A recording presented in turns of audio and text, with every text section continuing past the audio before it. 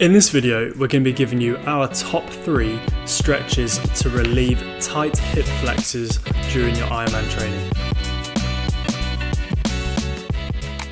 If you're new here, my name is George and this is Joe, and we are both endurance physiotherapists who've made it our mission to help you cross the finish line feeling your best. We do this by offering online physiotherapy and strength and conditioning coaching to athletes just like yourself. So before we get into the stretches, firstly, it's important to know why our hip flexors might be tight in the first place. So what are our hip flexors? The key muscles that drive hip flexion, which brings your knee up towards your hip, are your iliopsoas and your rectus femoris.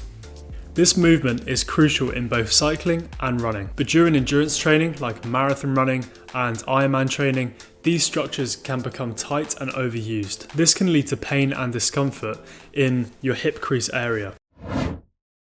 When and why do I use stretching? So back in the day, I used to stretch all the time. I used to think it was a really important part of my training, and I used to make sure I had a schedule every night where I would do static stretching for a period of 5 to 10 minutes. And I would work on all the areas of my body, thinking that it was having a big impact on my performance.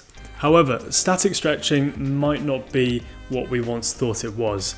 And yes, it can be a useful adjunct to training, but it's not necessarily really important. Unless you have a large restriction in your range of movement, for then stretching can be quite useful. I personally use stretches when I'm looking for short-term pain relief from discomfort. So maybe I've had a long bike ride, or maybe it has been a long run, or even just a day where I've been sat down a lot during my work hours. Importantly, when we talk about stretches, I don't personally use static stretching before exercise because it's been shown to actually decrease performance, especially in explosive sports, which running can be one of those. I'm typically going to be doing these stretches maybe in the evening time before bed, especially if you've done a lot of training or you've had a stressful day at work. This can be something that can be really beneficial to then help you get off to sleep easier. Again, I don't see these things as must-dos in my training.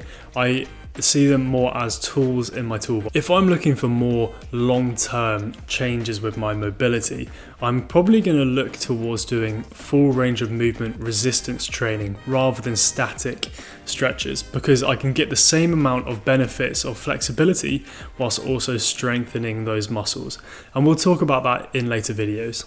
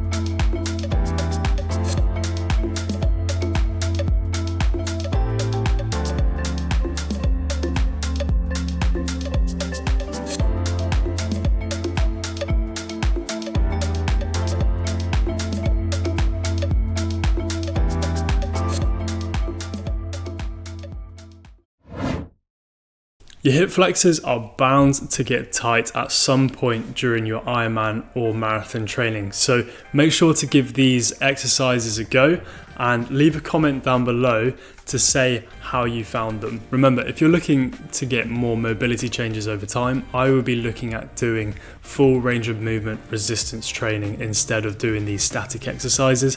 But again, they have their place as a tool in your toolbox. If you're struggling with aches, pains and niggles that just won't go away, then you might want to consider joining our free 7-day workshop. In this workshop, we look at why up to 87% of triathletes struggle with overuse injuries in Ironman training. but why this is fully preventable. How to double check your training plan isn't setting you up for failure. The quickest, easiest strength exercises to bulletproof your weak areas and skyrocket performance, plus much more. So if this sounds interesting to you, you can sign up using the link down below. And if you're someone who's just up their mileage and has started to feel Achilles tendon pain, then click here to see exactly what you can do about it.